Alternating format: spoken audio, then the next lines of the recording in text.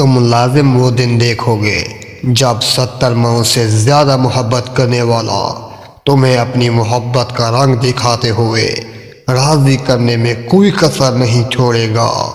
یہ صبر تمہارے لیے بڑے معجزات لانے والا ہے۔ اللہ کے ذکر میں ہی دلوں کا سکون ہے، اور اللہ کے کلام میں طاقت ہے، شفا ہے، اور وہی کامیاب ہے جس نے اس کتاب قرآن مجید کو پڑھا، عمل کیا، اور آخرت میں بھی یہی کام آئے گی۔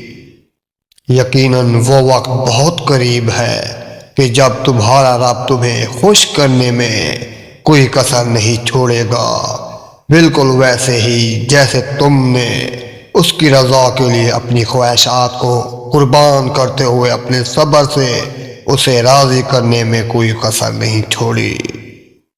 کبھی کبھی اللہ اپنے بندوں کو مشکل میں ڈال کر ان کا صبر اور ثابت قدمی دیکھتا ہے۔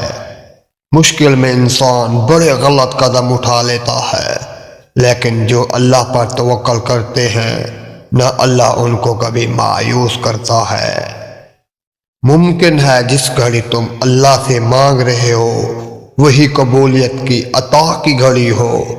تو کبھی ہمت نہ ہارنا اور اسی توکل سے تم اپنے رب سے مانگنا، دیکھنا وہ بند دروازوں سے تم تک معجزات پہنچائے گا۔ سنو، خدا کرے تمہارا نکاح تمہاری محبت سے ہو، جس کے لیے تم روتے ہو، جس کے لیے تم دعائیں مانگتے ہو، اللہ اسے تمہارے نکاح میں لے آئے، آمین۔ تہجد کی طاقت۔ جب رات کے آخری پہر اللہ تمہیں خود جگاتا ہے تہجد پڑھنے کے لیے، تو پھر سوچو تمہیں خالی ہاتھ کیسے لٹائے گا۔ اس کے لیے جب بھی رات کے آخری پہر آنکھ کھلے اسے بے وجہ مت سمجھ لینا۔ اس کا مطلب ہے اللہ تم سے تہجد میں ملاقات کرنا چاہتا ہے۔